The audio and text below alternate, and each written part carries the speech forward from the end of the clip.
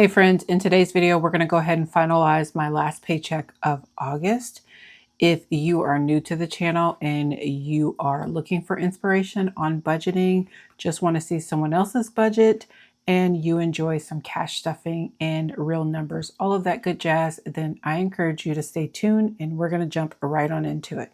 Okay, friends, I can finally see what my paycheck is for both of my jobs. So for my full-time, I got $2,092.41, which is actually, which I usually don't do this, I should, is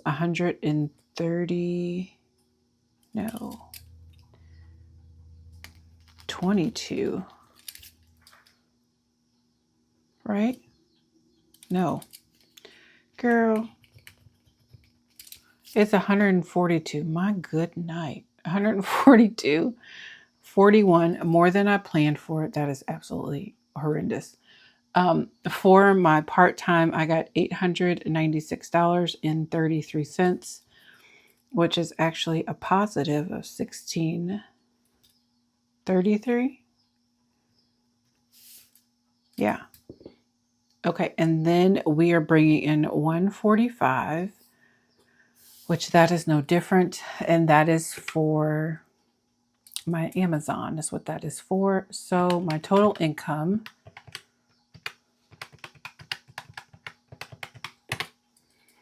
we are working with $3,133.74.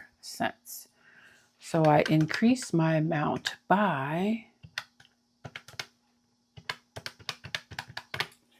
$158.74. Okay. So for my fix, sorry, I have to turn it because I'm left-handed. For my fixed, we're doing $618 for my mortgage. I split that bill in half each paycheck. And then for this subscription for my FICO is $39.95. Our pest control subscription is $56.25. iCloud, this is iCloud for September because this budget covers everything from August 26th through September 8th. So this is $10.99. And then Navient, which is one of my student loans, we do this in half as well. So that is $133.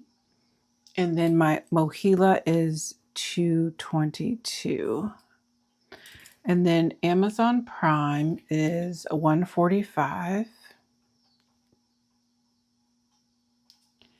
Okay. And my total is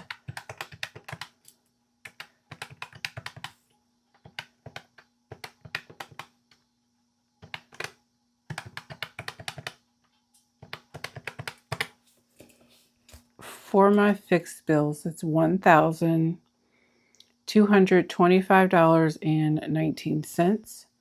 So I'm going to subtract that from my income, which gives me $1,908.55. Okay, so then I'm going to come over here to my variable.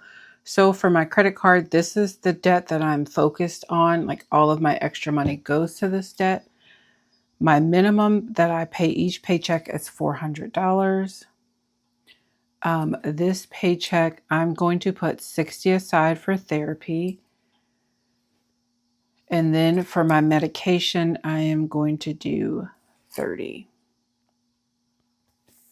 Then this is what I keep in my wallet. So this does not change for the most part. So groceries is $180. Home is $20. For now, fuel is $200. But I just looked at our fuel prices passing a gas pump. Thankfully, I fueled up a couple days ago. It's $3.95, $3.99. So literally $4 a gallon. I don't even know if I've ever seen it at $4 a gallon. I don't know. I don't like it, but I feel like that's going to increase. Spending is going to be $40. Eating out will be 60. Miscellaneous is 10. And then, of course, we don't do any unbudgeted. So this is a placeholder for like anything unbudgeted that pops up while I'm closing out my budget. But I also have a placeholder in my weekly check-in. So between the time I close this out and say next week, because I stuff every week, although I'm paid bi-weekly, then I can account for unbudgeted there as well. So as of now, we are 0. And then I am going to put $10 into my bills checking account, because I have a checking account just for my bills. And majority of them, no, all of them are on auto draft. So my total for my variable